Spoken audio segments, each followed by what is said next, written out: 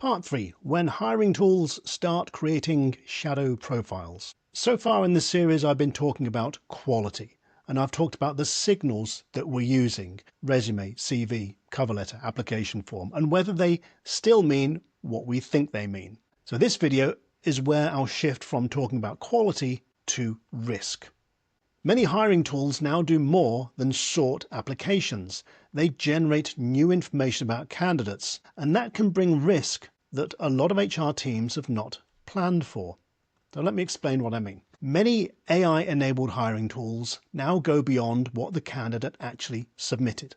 They don't just read the CV or score an assessment, they add to the candidate profile. They infer skills based on job titles or career paths. They predict performance or turnover of a candidate. They pull in external data from public sources, and they combine all of that into scores or rankings that can influence which candidates get screened in and which get screened out. At first glance, this can seem like smarter screening and better decision making, but legally and operationally the situation is different, because at that point the tool isn't just helping you organize information, it's generating new information about a person, information that the candidate didn't provide, may not know exists, and never gets to see. And that's often what's called a shadow profile. The candidate applies with one version of themselves, but the employer is evaluating another. And it's that difference between those two versions of the profile that presents the risk. And this is why that matters. In both US and European law, the trigger for regulation isn't whether something is called AI or whether it feels sophisticated.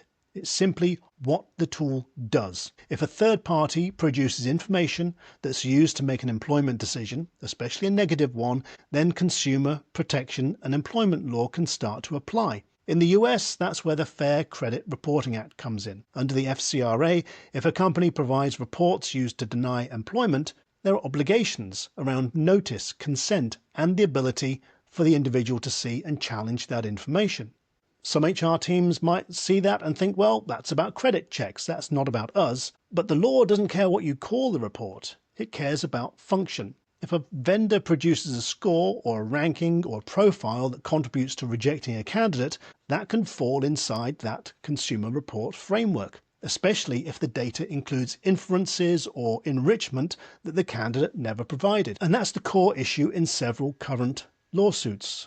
One of them is the eightfold lawsuit launched in California in January, and you can find a link to my videos about that in the comments below. The complaints often are not that AI is biased, but that candidates may be rejected based on profiles they never saw, never consented to, and never had the chance to correct. And this isn't just limited to the US. In the UK and EU, data protection law creates similar pressure points. If you're processing personal data, especially inferred data, you need a lawful basis on which to do that. You need transparency. And in some cases, you need to explain automated decisions in a way that a human can understand. And this is an area where many organizations have more exposure than they recognize.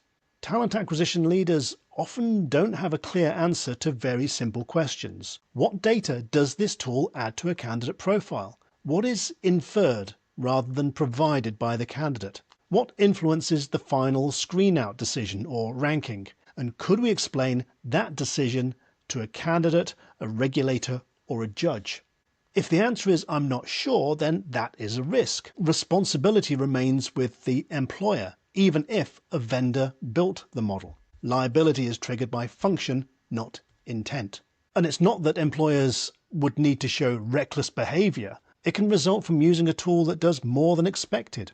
There's also a practical issue here beyond the legal one. When decisions rely on generated profiles, HR teams lose the ability to apply judgment. Recruiters and hiring managers see scores and rankings, but can't explain or review the underlying data. If candidates challenge a decision, HR may not have a clear explanation, and that creates operational and reputational risk for HR.